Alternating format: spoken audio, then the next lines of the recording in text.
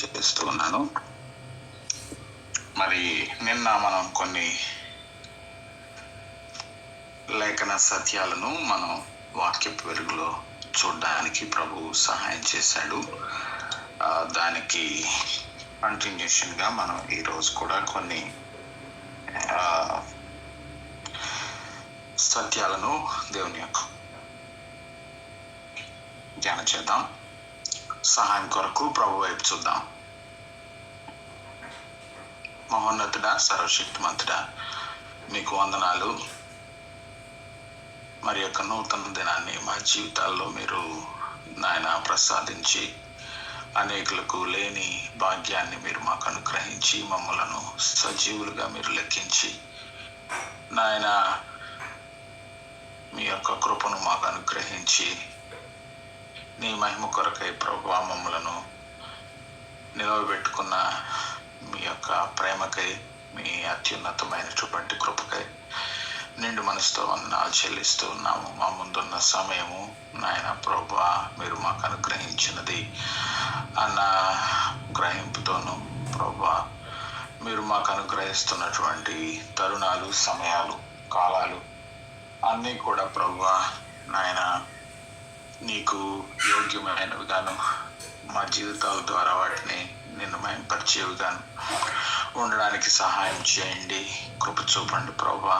ఆయా ప్రాంతాల నుంచి, ఆయా ప్రదేశాల నుంచి ప్రాతకాల సమయంలోనే నీ మాటలు వినాలని ప్రభువా మేము మా ఆత్మీయ జీవితాలని సరి చేసుకోవాలనే సదుద్దేశంతో నాయన ఈ యొక్క జూమ్ మాధ్యమం ద్వారా మేము చేరి ఉండగా ప్రభువా మా యొక్క కుటుంబాలు, మా యొక్క ప్రభువా వ్యక్తిగత జీవితాలు ప్రభువా మేము ఆత్మీయంగా క్రమబద్ధీకరించుకోవడానికి నీ వైపు చూస్తూ ప్రభువా నాయన మా ఆత్మీయ జీవితాలను కొనసాగించడానికి, మా బలహీనతలను మేము గుర్తెరగడానికి ప్రభువా నీవు మాత్రమే నాయన మమ్మలను రక్షించే దేవుడు అని, నీవు మాత్రమే మమ్మల్ని బలపరిచే దేవుడు అని, నీవు మాత్రమే మమ్మల్ని స్వస్థపరిచే దేవుడు అని నాయన మరి మేము విశ్వసిస్తూ గ్రహింపు కలిగి ముందుకు కొనసాగడానికి మీ సహాయం అనుగ్రహించండి. మాట్లాడుచున్నటువంటి నేను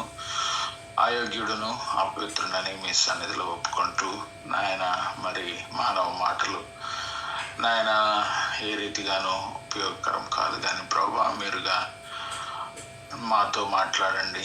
మీ మాటలను మాకు అనుగ్రహించండి నాయన. వినుచున్న ప్రతి ఒక్కరి హృదయము, తలంపులు, మనసు చుట్టూ మీ దేవదూతలకు కావాలని ఉంచమని, మీ మాటలను మాకు అనుగ్రహించమని, మీరే సమస్త మహిమ ఘనతలు పొందమని యేసు దివ్య నామమున అడిగి వేడుకొంచున్నాము తండ్రి.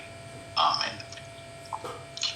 ప్రభునందు ప్రియులారా, మరి నిన్నటి దినమున మనము పని యొక్క ప్రాధాన్యత, అలాగే ప్రభువు మనల్ని ఉద్దేశించి మనల్ని నిర్మించి మనము ఏ రీతిగా తన పనిలో మన పని తన పనిగాను, మనము చేసే పని ఆయన మనకు అప్పగించినదిగాను, మనము ఆయన దాసులుగాను, మనలో ప్రతి ఒక్కరికి ఆయన వెవ్వేరు కృపావరములను అనుగ్రహించి తన సంఘాన్ని, తన యొక్క వధువు సంఘాన్ని ఆయన సిద్ధపరుస్తున్నాడనే లేఖన సత్యాలను గ్రహించాము. ఆ క్రమంలో గ్రంథంలో ఉన్నటువంటి అనేకమైన భక్తులు వారికి ఇచ్చినటువంటి తలాంతులను వారు ఏ రీతిగా వినియోగించుకుంటున్నారో, ఏ రీతిగా ప్రభువు కొరకు వారు పాటుపడ్డారో మనం చూస్తూ ఉన్నాము.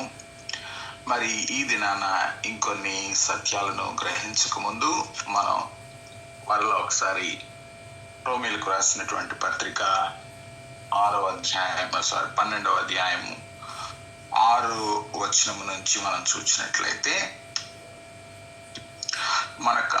మనకు అనుగ్రహింపబడిన కృప చొప్పున వెవ్వేరు కృపావరములను కలిగిన వారమై ఉన్నాము గనుక ప్రవచన వరమైతే విశ్వాస పరిమాణము చొప్పున ప్రవచింతుము,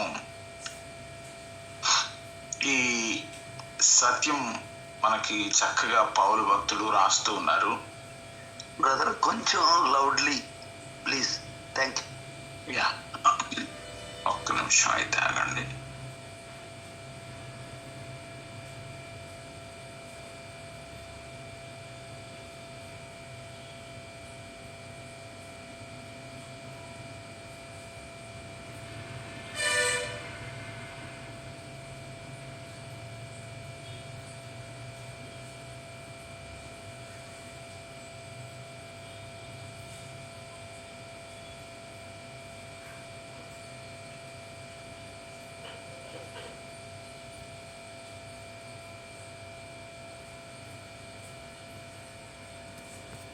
అన్న ఇప్పుడు వినపడుతుందన్నమాట.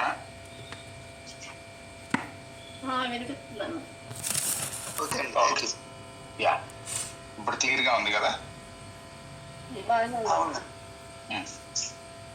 ఈ యొక్క 6వ వచనంలో మనం చూసినట్లయితే, మనకు అనుగ్రహింపబడిన కృప చొప్పున వెవ్వేరు కృపావరములను కలిగి ఉన్న వారమై ఉన్నాము.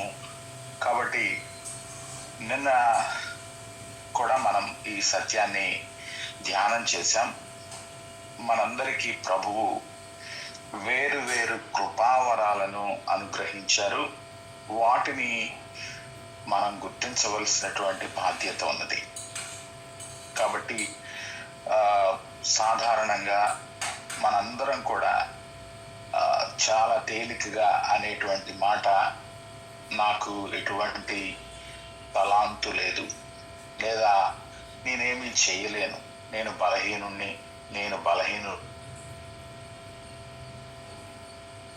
దేవుడు ఇచ్చినటువంటి తలాంతు కానీ వరము కానీ ఏమీ లేదు అన్న అపోహలో ఉంటూ మన యొక్క ఆధ్యాత్మిక జీవితాన్ని, భౌతికమైనటువంటి జీవితాన్ని చాలా విలువలేనిదిగా ఎంచుకున్న సందర్భాలు ఉంటాయి అనేక సార్లు.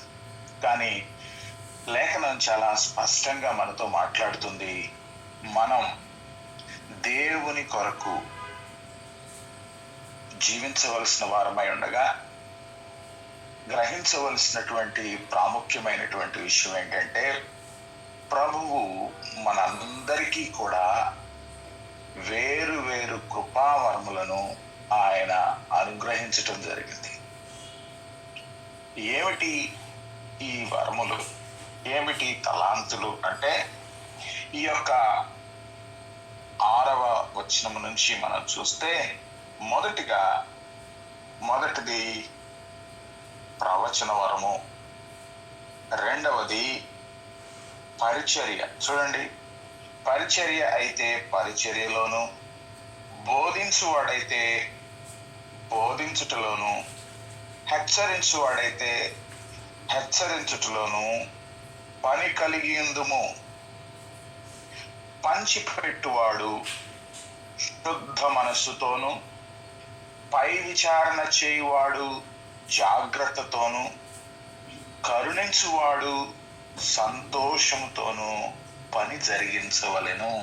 చూడండి, పని చేయడం ఒక ఎత్తు అయితే, ఆ పనిని ఏ రీతిగా మనం నిర్వహిస్తున్నాము, ఏ ఉద్దేశంతో ఆ పనిని చేస్తున్నాము, దేని కొరకు మనము ఆ పనిని చేస్తున్నాము అన్నది కూడా ప్రాముఖ్యమైనటువంటి విషయం.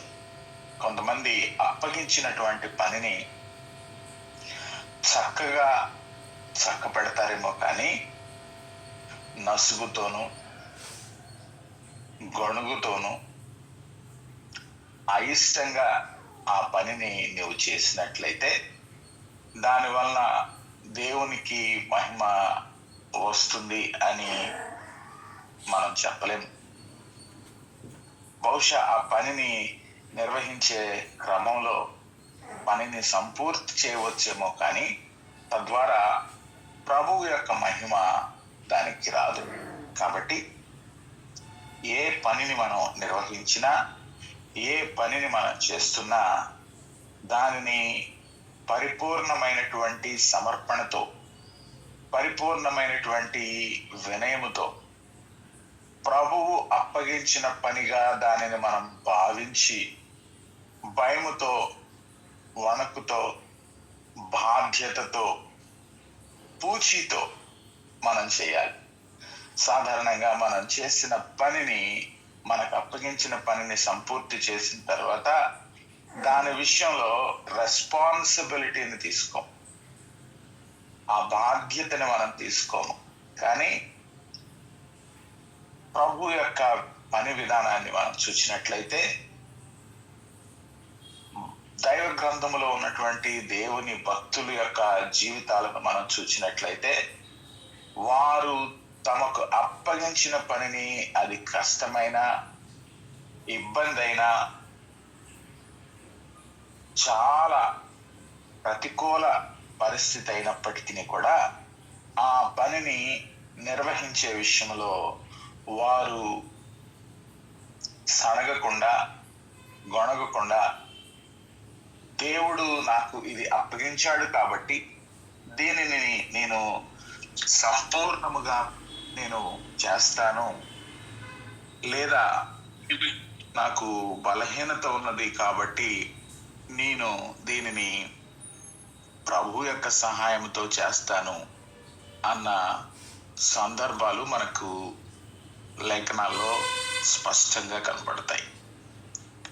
కాబట్టి ఇప్పుడు మనం చూసినటువంటి 8వ వచనంలో, ఒకవేళ మనం అడ్మినిస్ట్రేటివ్ పొజిషన్లో ఉన్నట్లయితే, లేదా ఒక కార్యాన్ని నిర్వహించే పై వ్యక్తిగా ఉన్నట్లయితే మనం ఏం చేయాలి? పై విచారణ చేయువాడు జాగ్రత్తతోను. చాలా చిన్న మాటే, 3 అక్షరాల మాట, జాగ్రత్తగా చేయమనుంది. చాలాసార్లు చేసే పనిలో ఒకవేళ ఆ జాగ్రత్త అనేది లేనట్లయితే ఆ పనికి నష్టం వచ్చే అవకాశం ఉంది. ఆ పనిని మనం జాగ్రత్తగా మనం నిర్వహించినట్లయితే ఆ పనిలో క్వాలిటీ తగ్గే అవకాశం ఉంది. కాబట్టి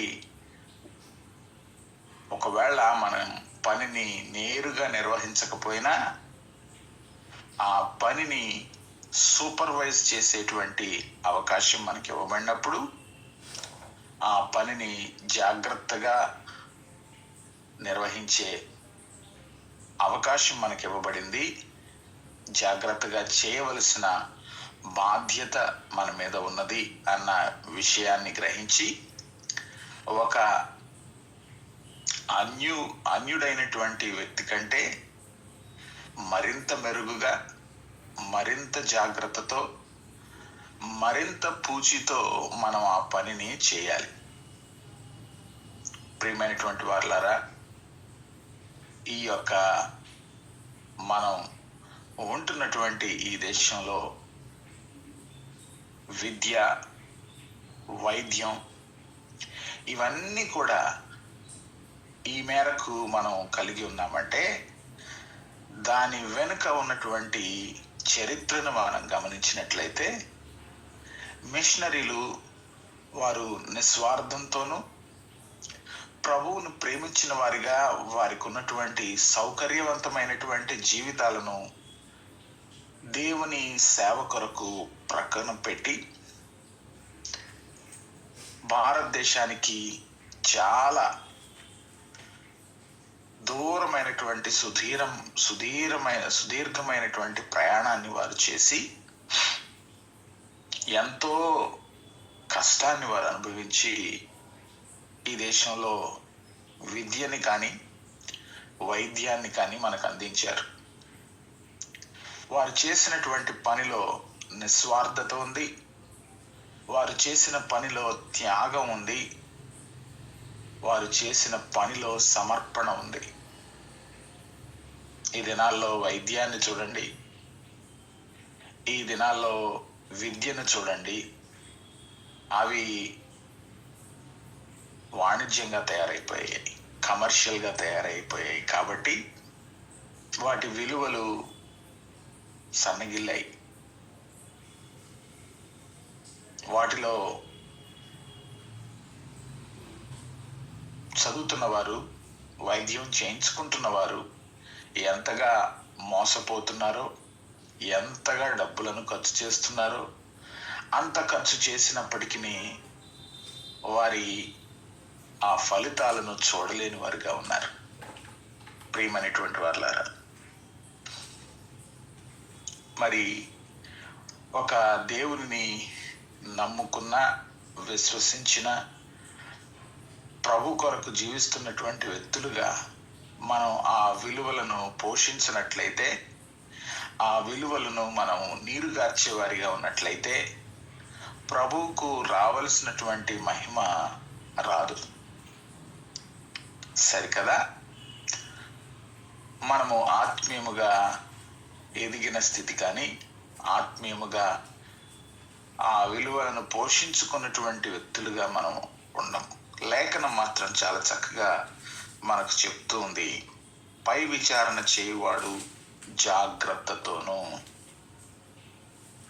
చాలాసార్లు మనం చేసే పని అనేక సంవత్సరాలుగా చేస్తూ ఉన్నప్పుడు ఆ పని మీద విసుగు రావడం చాలా సహజం. ఆ పనిని చాలా యాంత్రికంగా, అంటే మెకానికల్గా చేస్తూ ఆ పనిపై ఎటువంటి శ్రద్ధ మనం చూపించం. కానీ దైవ భయం కలిగిన వారిగా, ప్రభువును సేవిస్తున్న వారిగా ఎన్ని సంవత్సరాల నుంచి ఒకే పనిని మనం చేస్తున్నప్పటికీ ఆ పని పట్ల ప్రత్యేకమైన శ్రద్ధను కలిగి, అది ప్రభువు మనకు అప్పగించిన పనిగా జాగ్రత్తగా చేయవలసినటువంటి ఆవశ్యకత ఎంతైనా ఉంది.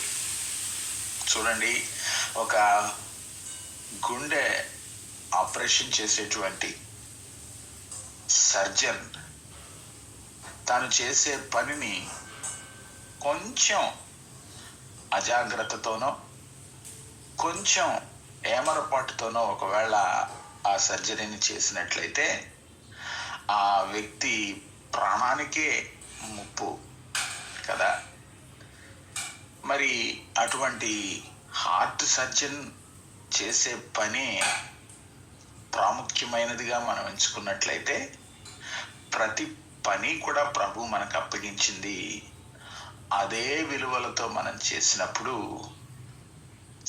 సమాజం అన్ని కోణాల్లోనూ అది వృద్ధి చెందుతుంది.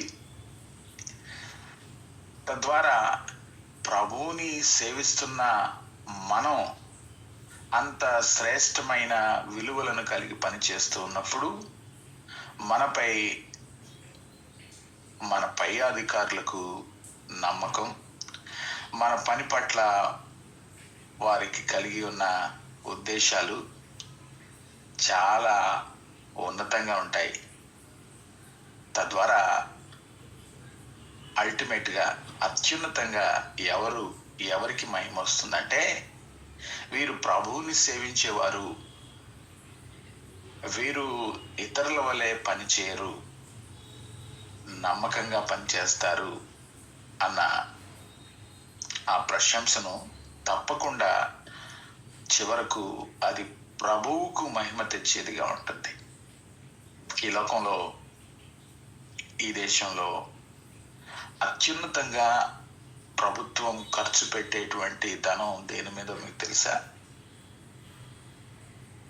చేసిన పనిని సరిగా పని చేస్తున్నారా అన్న ఆ సూపర్విజన్కే ఎక్కువ డబ్బులు వ్యయం చేస్తారు, ఏ వ్యవస్థ అయినప్పటికీ కూడా.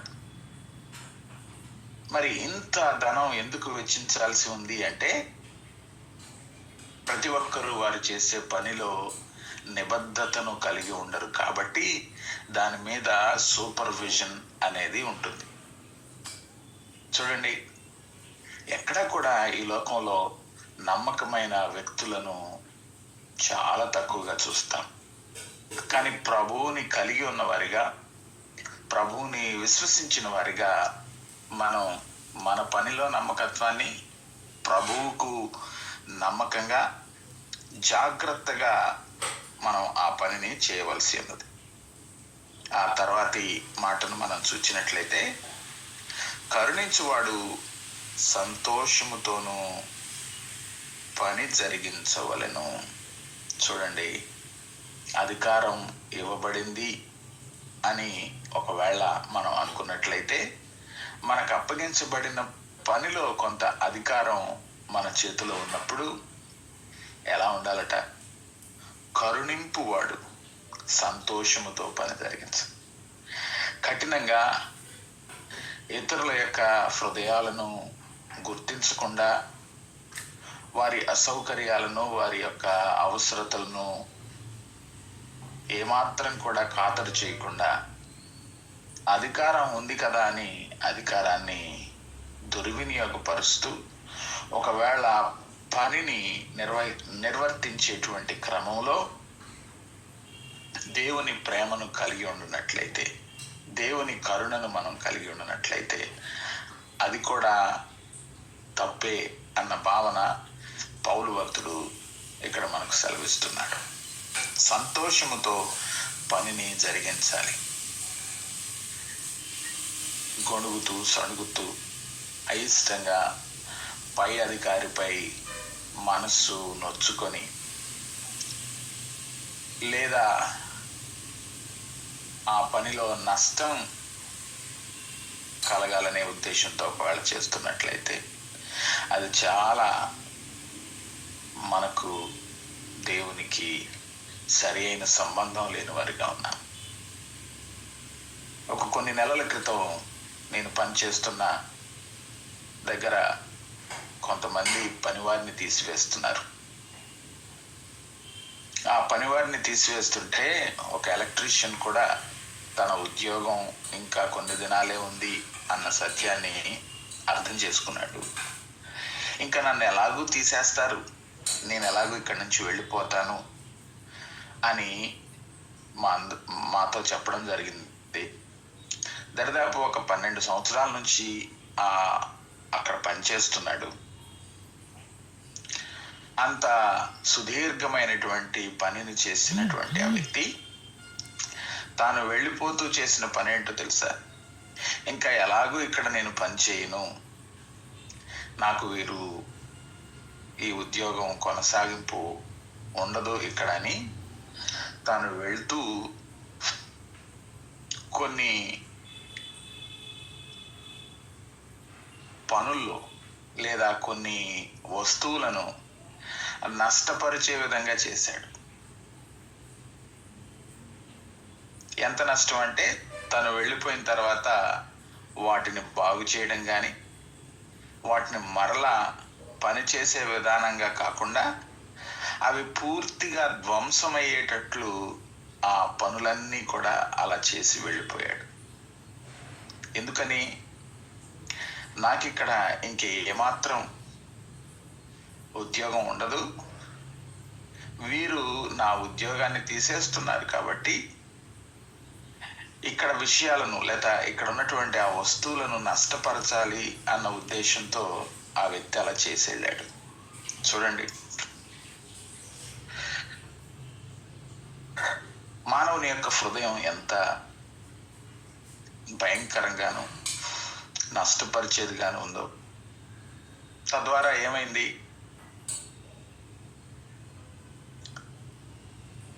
ఆ వస్తువులు పాడైపోయాయి.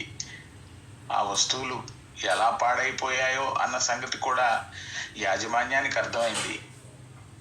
చివరకు అది ఎలా అవుతుందంటే, ఆ పని చేసినటువంటి వ్యక్తి ఎక్కడి వాడు? ఓహో, పలాని దేశస్థుడు, పలాని ప్రాంతం వాడు, ఓ పలాని వ్యక్తి పలాని దేశం వాడు ఇలా ఉన్నాడు కాబట్టి మిగతా వారందరికీ కూడా అటువంటి మనస్సునే కలిగి ఉంటారు అన్న భావనను మనం తెలియకుండానే ఇస్తున్నాం. నేను ఒక 3 నెలల క్రితం ఒక వ్యక్తిని నేనున్న దేశానికి తీసుకొని వచ్చాను. తన తండ్రి చాలా చిన్న ఉద్యోగం చేస్తూ అనేక సంవత్సరాలుగా ఒక మున్సిపాలిటీలో పనిచేస్తూ, చాలా చిన్న ఉద్యోగం, చిన్న జీతం. అంతటి దయనీయమైనటువంటి స్థితిలో ఉన్నటువంటి వ్యక్తికి నేనేమనుకున్నానంటే, తన కుమారుణ్ణి ఈ దేశానికి తీసుకొస్తే కొంత ఆర్థికంగా స్థిరపడతారు అన్న ఉద్దేశంతో నా చొరవతో మరి ఒక తోటి విశ్వాసి యొక్క కంపెనీలో ఉద్యోగాన్ని ఇప్పించినప్పుడు ఆ అబ్బాయికి ఆ దేశం రాకముందు చెప్పాను, తమ్ముడు, ఒక దేశం విడిచి ఇంకొక దేశంలోకి వెళ్ళి పనిచేయడం అనేది అంత సులువైంది కాదు. నిన్ను దేవుడు ఇక్కడికి తీసుకొచ్చాడు అంటే దీని వెనకాల ప్రభు యొక్క ప్రణాళిక ఉంది. నీవున్న పనిలో నమ్మకంగా, యథార్థంగా, అనేకుల కంటే శ్రేష్టంగా నీ పనిని నిర్వహించు. ప్రభు నిన్ను హెచ్చిస్తాడు. ప్రభు నిన్ను ఇక్కడికి తీసుకొచ్చిన ఉద్దేశం నెరవేరుతుంది అని చెప్పాను. చాలా చక్కగా జవాబిచ్చాడు. ఒక 3 వారాలు అయిన తర్వాత ఆ తమ్ముడు పనికి వెళ్ళే క్రమంలో సరిగా వెళ్ళడం లేదు, పనిని సంపూర్ణంగా పని చేయడం లేదు. అంత మాత్రమే కాదు, యాజమాన్యంపై చాలా కటువైన మాటలను పని ప్రదేశంలో మాట్లాడుతూ ఉన్నాడు. తాను పనికి వెళ్ళనందుకు చెప్పకుండా, సెలవు పెట్టకుండా పని మానేసినందుకు గాను యాజమాన్యం ఒక 200 రూపాయలు తగ్గించినందుకు నేను పనికి రాను అని వెనుదిరిగి చాలా వ్యతిరేకమైన స్వభావాన్ని కలిగి ఉన్నాడు. ఆ పనిని ఎవరైతే తనకిచ్చారో, ఆ ఉద్యోగాన్ని ఎవరైతే తనకిచ్చారో ఆ తోటి సహోదరుడు నాకు ఫోన్ చేసి అంటున్నటువంటి మాటలు, బ్రదర్, మీరు ఒక వ్యక్తిని నాకు రికమెండ్ చేశారు కదా, తనకు ఉద్యోగం మనం ఇచ్చాం కదా, తన ప్రవర్తన ఎలా ఉంది? దయచేసి ఇటువంటి వారిని ఎప్పుడూ కూడా సిఫారసు చేయమాకండి, ఇటువంటి వారిని రికమెండ్ చేయమాకండి అని నాతో అన్నారు. నా మనస్సు చాలా చివుక్కుమంది. అరే, ఆ తమ్ముడు చాలా భక్తి కలిగిన వాడు, రక్షణ పొందాడు అన్న కోణంలో ఉద్యోగం తనకి ఇవ్వడం జరిగింది కదా, తన ప్రవర్తన ఏంటి ఇలా ఉంది అని నేను మనసులో బాధపడ్డాను. ఆ సంగతి అటుంచితే, ఇంకా మరలా ఇంకొక వ్యక్తికి ఇటువంటి అవకాశాన్ని నేను ఆ సహోదరుని అడగడానికి అవకాశం లేదు. దారులు మూసుకుపోయాయి, డోర్స్ క్లోజ్ అయిపోతాయి.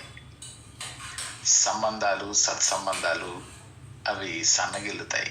చూడండి, ప్రభువు మనకు ఇచ్చిన అవకాశాన్ని, ప్రభువు మనకిచ్చినటువంటి పనిని నమ్మకంగా, యథార్థంగా, సంతోషంగా, జాగ్రత్తతోటి, పరిపూర్ణతతోటి ఒకవేళ ఒక విశ్వాసిగా ప్రభువుని అంగీకరించినటువంటి వ్యక్తిగా మనం చేయలేనట్లయితే, ఇంకా దేవుడు అప్పగించిన మరి ఒక పనినో లేదా పరిచర్యనో నువ్వు ఎలా పనిచేస్తావు? నీవు సంఘంలో ఒక రీతిగా పనిచేస్తూ నీ యొక్క పని ప్రదేశంలో, నీ జాబ్లో ఇంకొక రకంగా నీ ప్రవర్తన, నీ విధానం ఉన్నట్లయితే అది దేవుడు మెచ్చడు. మన ఆరాధన, మన పని వేరువేరు కానే కాదు. మనం ఆదివారం సంఘంలో ఎలా ఉన్నామో, ఎంత భక్తిని మనం ప్రదర్శిస్తున్నామో, సోమవారం నుంచి శనివారం వరకు మన జీవన విధానం, మన భక్తి కూడా అదే సమపాళ్లలో, అదే జాగ్రత్త, అదే బాధ్యత మనం కలిగి ఉంటున్నామా? ప్రియమైనటువంటి వాళ్ళారా, 9వ వచనాన్ని మనం చూసినట్లయితే, మీ ప్రేమ నిష్కపటమైనదై ఉండవలెను, చెడ్డవారిని అసహించుకొని మంచిదాన్ని హత్తుకొని ఉండుడి. ప్రియమైనటువంటి వాళ్ళారా,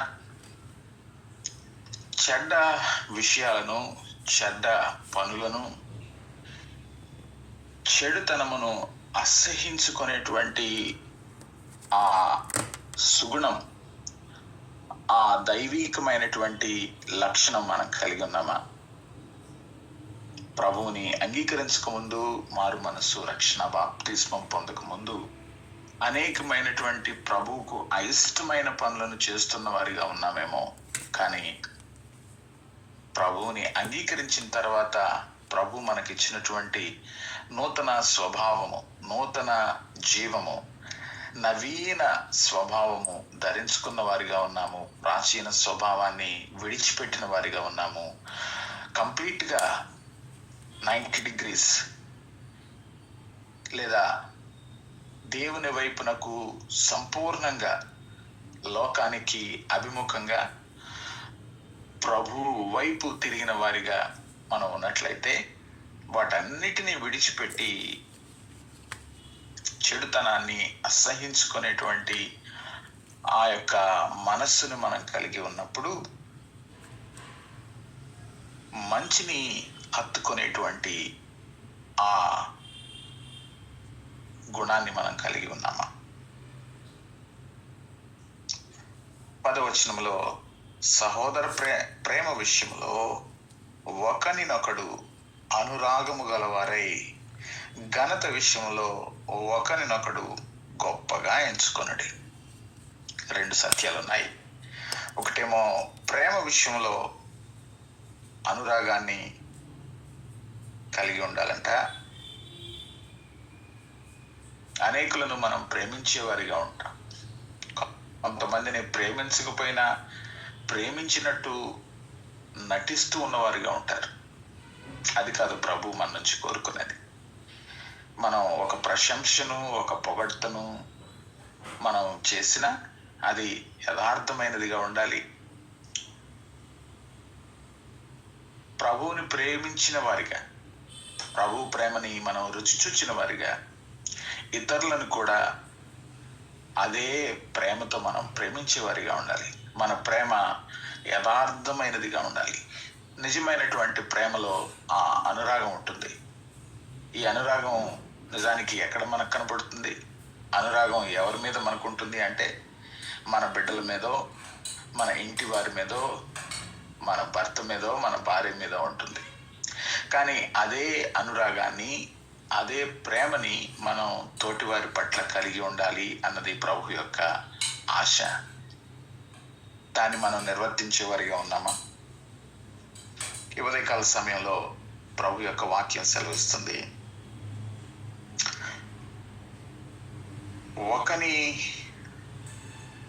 ఒకనినొకడు గొప్పగా ఎంచుకొనుడి.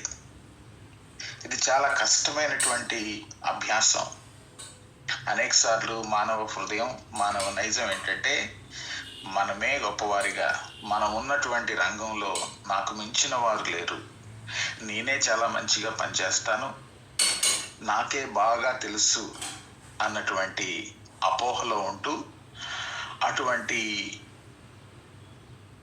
స్వభావాన్ని కలిగి ఉంటూ ఇతరులను ఎప్పుడు కూడా హీనంగానే, ఇతరులను ఎప్పుడు కూడా తక్కువ వారిగానే, ఇతరులను ఎప్పుడు కూడా నైపుణ్యత లేని వారిగానే మనం చూస్తూ ఉంటాం. కానీ ప్రభువుని విశ్వసించిన వారిగా, ప్రభు యొక్క ప్రేమను రుచించిన వారిగా ఎప్పుడు కూడా తోటి సహోదరుణ్ణి, తోటి సహోదరిని మనకన్నా ఘనంగా ఎంచుకోవడమే కాదు, అలా వారి పట్ల మన యొక్క ప్రవర్తన, మన ప్రేమ, మన అనురాగం దాన్ని స్పష్టంగా తెలియజేసేవారిగా ఉండాలి. తద్వారా మనం సంఘాన్ని కడుతున్నాం, దేవుని మందిరాన్ని కడుతున్నాం అన్న సత్యాన్ని గ్రహించండి. ప్రియమైనటువంటి వాళ్ళరా, ప్రభు మనకు ఒక పనిని అప్పగించాడు. ఆ పనిని సక్రమంగా నిర్వహిద్దాం. ప్రభు మనకొక తలాంతును ఇచ్చాడు. ఆ తలాంతుని సంపూర్ణంగా వినియోగిద్దాం. ప్రభు మనకు అప్పగించిన పనిని నమ్మకంగాను ప్రభు మనకిచ్చినటువంటి తలాంతును సంపూర్తిగాను నిర్వహిస్తూ తన మహిమ కొరకే మనం జీవించే వారిగా ఉన్నట్లయితే దానియేలు వలె, నెహెమ్యా వలె మనం ఉన్న ప్రదేశంలో, మనం చేస్తున్న ఉద్యోగంలో దేవునికి తప్పక మహిమ వస్తుంది. మనం మన పనిని మాత్రమే కాదు కానీ మనకు అది దేవుడు అప్పగించిన పనిగా, అది దేవుని పనిగా, దేవుడు మనకిస్తున్నటువంటి జీతాన్ని, దేవుడు మనకిస్తున్నటువంటి అభినందనని, దేవుడు మనకిస్తున్న ప్రశంసని జాగ్రత్తగా మనం నిర్వహిస్తూ ఉన్నట్లయితే మన తోటి వారు తప్పక ప్రభువుని తెలుసుకోవడంలో, మనం సేవిస్తున్న దేవుడిని ఎవరో అని కనుగొనడంలో వారు తప్పక ఆ ఉత్సాహాన్ని, ఉత్సుకతను చూపిస్తారు. మనం చెప్పకుండానే మన సేవిస్తున్న దేవుని వైపు వారు ఆకర్షించబడతారు. ఆ మేరకు ప్రభు మనకు సహాయం చేయనుగాక. మన మధ్యలో ఉన్నటువంటి సేవకులైన ఇప్పటి వరకు విన్నటువంటి వాక్యాన్ని బట్టి ప్రభు మిమ్మల్ని ప్రేరేపించినట్లయితే ఒకిద్దరు క్లుప్తంగా ప్రార్థన చేయండి. Recording stopped.